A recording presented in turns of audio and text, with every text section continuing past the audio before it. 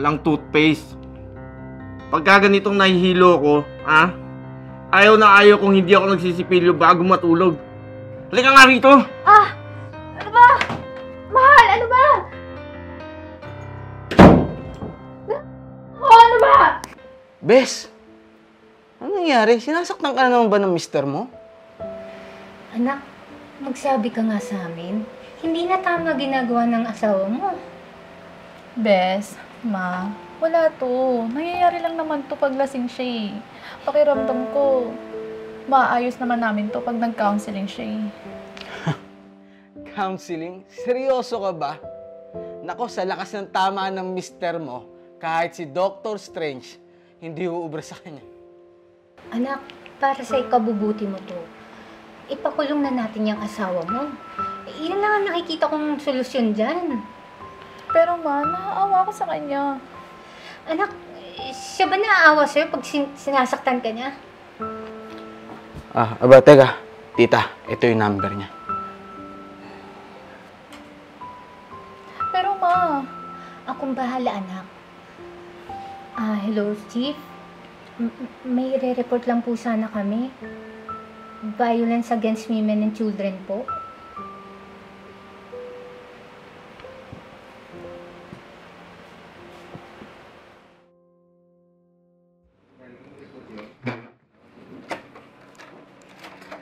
mama. Paano po? Anak, kamusta ka na ngayon dito? Kamusta yung unang araw mo na hindi mo nakasama yung mapanakit mong asawa? Sabi ko sa'yo eh, mas makalaya ka na ngayon. Ma, huwag ka sanang magagalit ha. Ano? Magagalit? Bakit? Dahil nandito pa ako. Ano? Mahal, ano ba? Gulat ka, no? Bitawan mo mama ko! Huwag mo siyang sasaktan! Hindi ko naman sinasaktan yung mama mo eh. Nakikitan lang ako sa kanya. Ano? Ano feeling na kahit anong gawin mo, hindi ka mananalo sa akin? Ano ba to? Ano nangyayari? Nahihibang ka na ba? Ma, binigyan ko siya ng pagkakataon. Pasensya na kasi magkaka-baby na po kami. Magkakaapo na po kayo. Ganun ba? Sige, good luck sa inyo. Pero ngayon, kailangan mo nang mamili. Ang asawa mo ako! Ma, hindi ako pwedeng pumili. Mahal na mahal ko kayong pareho. Sana maintindihan mo. Ayoko po magka-broken family.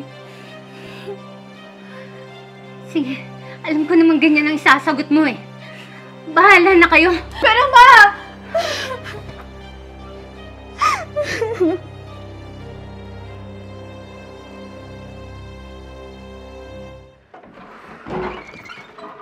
Oh, diyan ka na pala. Mauna na ako Ikaw pa nagulat? Dapat ako magulat eh. Dahil wala ako dito, pero nandiyan ka. Grabe ka. Huwag mo naman bastusin yung kaibigan ko. Asawa ko si Ans. Lahat pwede kong gawin. Umalis ka na nga!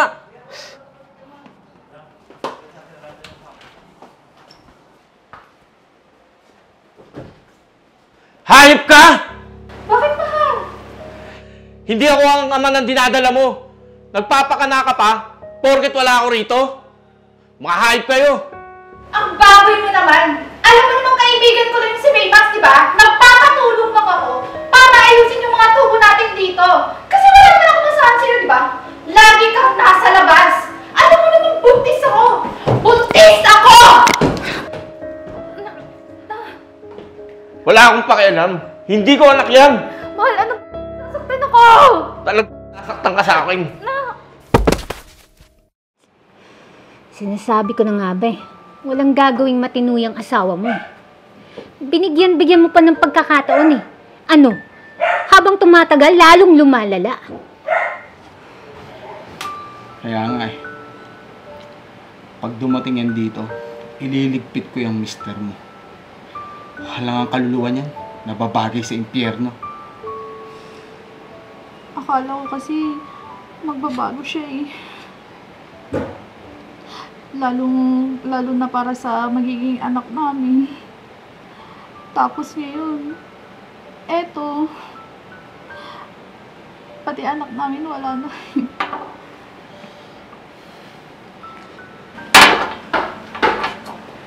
Baymax, ikaw na nga magbukas.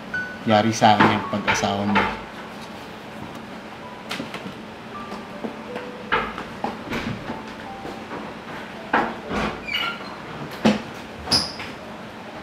Oh, lasing na to. Yari na sa atin to. Ano, tuloy na natin plano? Anong plano? Anak, pagkakataon na natin to. Naburahin sa universe yan para hindi na dumami. Pero ma, ayoko makulong.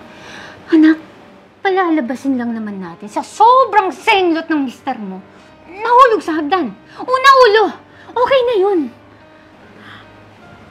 Ano? Akit ka na to, tita. Go.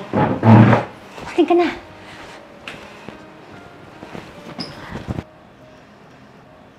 Ano, best friend? Tuluyan na natin to. Pagbilang ko ng 3, lalaglag ko na to.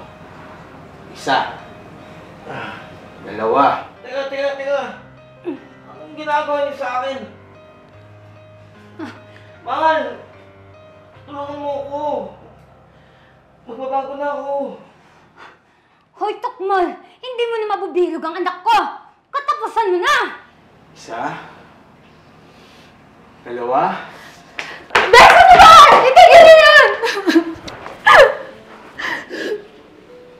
Mahal, salamat. Mahal, magbabago na ako. Hindi na kita sasaktan. Kung gusto mo, magkulot mo tayo kahit 1 linggo. Tapos, magsimula tayo ulit. Oo, binigyan kita ng pagkakataon. Kasi gusto ko magsimula tayo ulit. Pero sa pagkakataong ito, gusto ko magsimula ako nung mag-isa lang.